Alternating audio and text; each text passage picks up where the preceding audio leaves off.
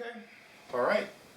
Welcome to the second episode of the Vintage Electronics Podcast. I'm here with Mark Davis. I'm Mike Smith. And tonight we're going to be taking a look at the Atari 2600. That's right. Yeah. So let's see. What do you know about the 2600? You've been into them for a long time. So the interesting thing is that the 2600 is pretty much the only video game system I've bought other than the PS3. Yeah. For the Blu-ray. Wow. I didn't go to NES. I didn't buy Sega Genesis. Yeah. Never bought anything else. There's the Dreamcast. Yeah. The Nintendo 64.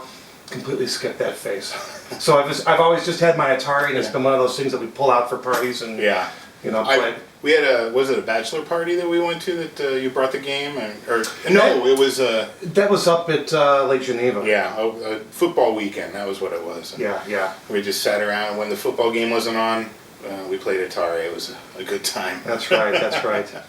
So you've got quite a beautiful example here of a 2600. This is, you said the four switch one? This is a 4-switch model. There's actually a number of different Atari 2600s out there. There's like a first generation, which was really heavy. Yeah. They call it a Woody or a heavy sixer. Okay. It had 6 switches. You hear it? prove that this isn't Atari. Then after that, they no longer made them heavy. They were cheaper plastic and they were lighter. They still had 6 switches on the front. Then they went to a 4-switch model, which is what this is. Oh, okay. And they took the wood grain off and made it black. And then I remember that one. And then in the very late 80s, actually probably 87 or 88, they came out with a real small one. Yeah. It was it literally was like a last-ditch effort for Atari, and they were like $40, even full price. Oh, wow. And they even came out with some new games, but that was like the last unit that's out there. And incidentally, I actually have a number of these units, but for a demonstration today, we've got a 4-switch one you got here. Yeah. So what's the history on these? When did Atari first get into the game business? What did they start with? Was it Pong or something? Yeah, well, there's a lot of different video game stories out there, but the whole video game thing kicked off with Pong back in the 70s. There were a lot of real primitive games that were out there. Atari was really the first manufacturer to come up with a consumer video game machine, and it really took off. There was ColecoVision, there also was Intellivision, and they also had success. But I would say, from what I've read and what I know, Atari really was the '1 system in terms of what was sold between the late 70s and very early 80s. Okay. And so this was 78? Around 1978, I believe, is when the first one surfaced. People really didn't start getting them till like probably halfway through 79, 1980. Okay. And it was probably, the video game crash, 82, 83, when everything went down the hill.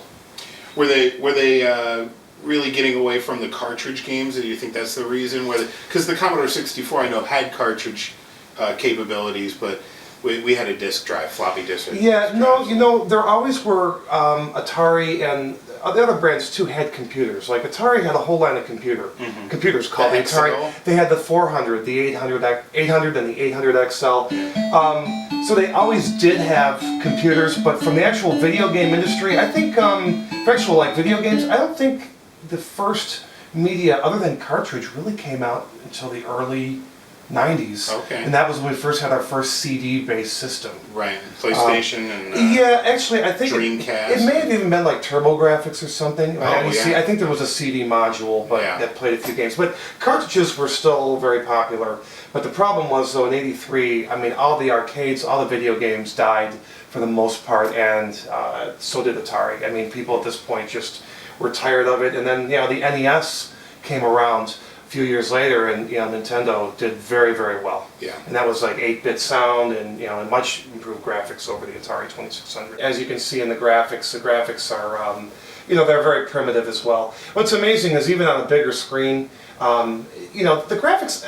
They're nothing like graphics today, obviously, but if you think about it, it's really not that bad considering there is a lot of little pixels throughout the screen. It's different than Pong, for instance, which really just had a bunch of blocks and had real thick borders. Yeah. But This that alligator right there is just yeah, entrancing. that's actually the snake. The alligator. There's the alligator on top here, and then those are frogs. Frog, yes. Frogger, good game. Yes, this is Frogger, which was Parker Brothers, one of a bunch of brands that made Atari games.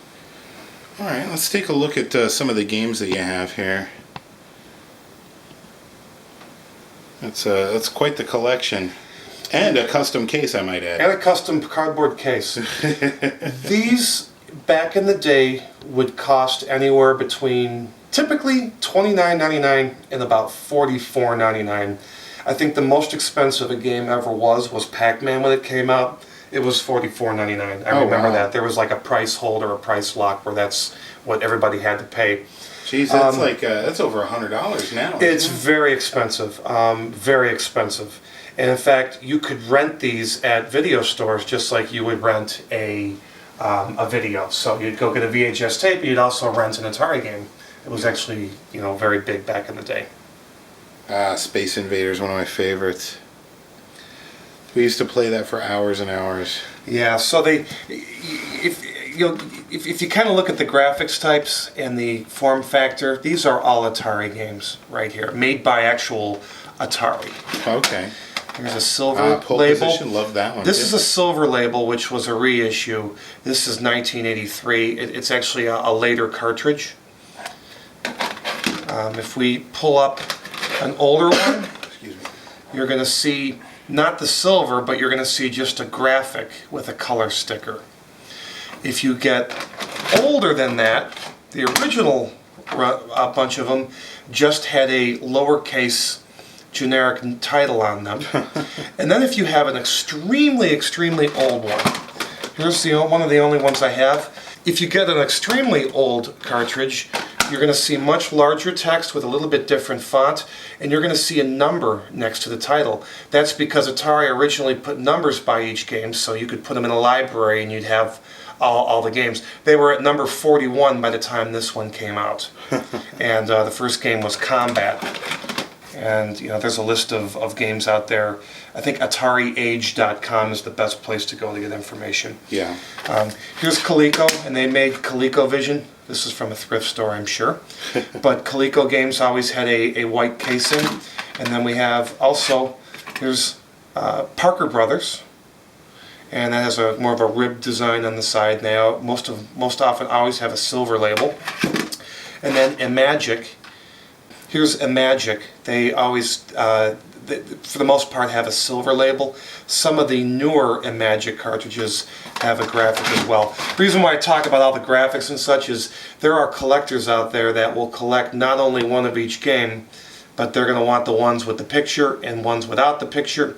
There's also misprints and things like that. Here's Activision. And Activision games always had the same type of form factor in terms of how they were manufactured. Another thing that's interesting is when Atari first came out, they had an interlock. So you couldn't mess with the edge connector. Yeah, you couldn't mess it up, and in fact, you never had to blow or clean on these. Everyone always blows on the cartridge. Yeah. You didn't have to at the time because it pretty much was always protected. But then, in later years, Atari stopped doing that. I don't know if I have an example right here I can pull up, but Atari stopped doing that, and they would just have the chip sticking out, similar to an Activision game. Activision and Coleco and the others always had the actual cartridge slot exposed. Okay. So a little bit of information there on some of the cartridges themselves. So Atari may have been ahead of their time and just didn't realize it because this is on a plasma television. But they actually, after the game sat for a number of minutes, usually I think it was around 10, it would just flip colors. It would just change colors, and that's what it's doing right now, and it would actually prevent screen burn, which is just kind of interesting back in the day that they did that, because I don't think a casual user would have ever had screen burn in by leaving it on a CRT, but they did do that. Well, if you fell asleep in the middle of the night, you could wake up to some ghosting. Well, you've been also kind enough to go ahead and crack this one open, or do you have another one that you're gonna? We're gonna crack this one open. This one, you're gonna you you probably repaired it already a couple Absolutely. of times. So we'll take this one apart and let's bring it into the bench and see what's inside. All right, great. Thank you. So here we are in the workshop, and right. Mark is going to go ahead and tear it down and show us the insides of the Atari 2600. Okay, let's take a look. It's held together by 4 screws. I'm going to bother you with inane questions while you're taking it apart. That's fine.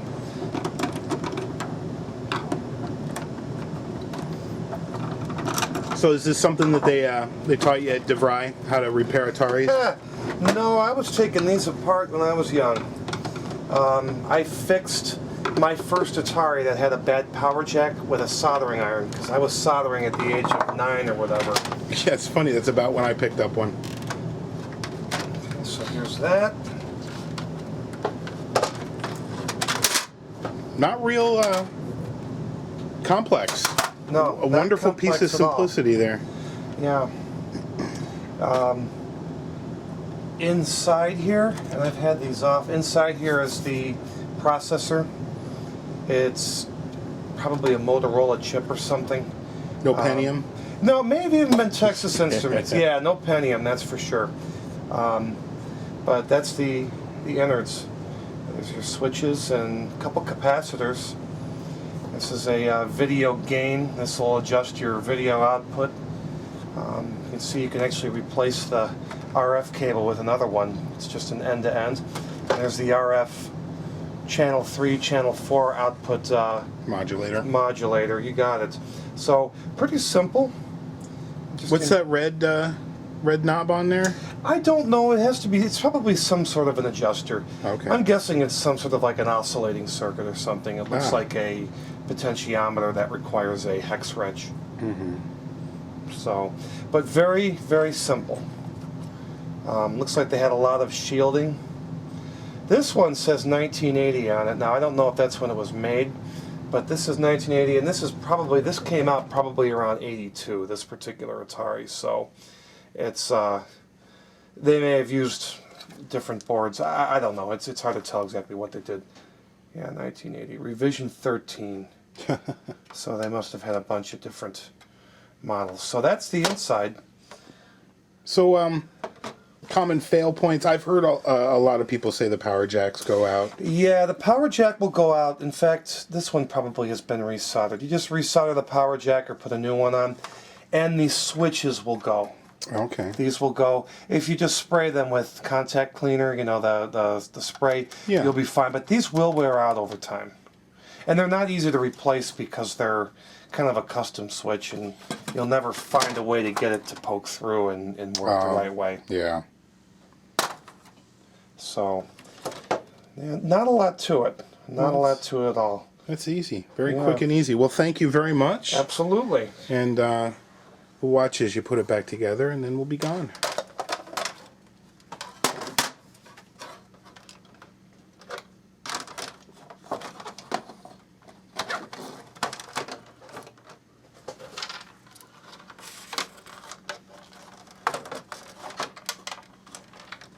There's 2 diagonal screws that are a real pain in the ass to put back. It's the one trick is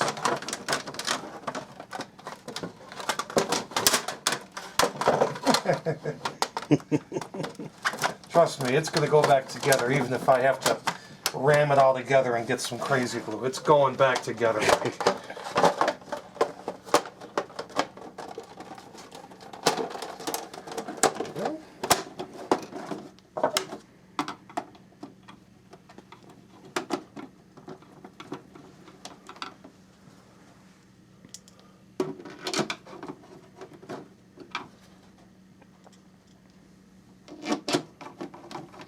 So no user serviceable parts, that's for sure.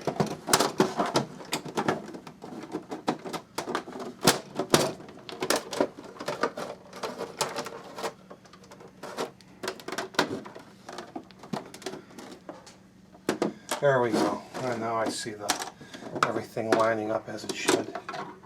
Those diagonal ones have to go through a hole in the board? Yeah, they go, yep, they hold the board.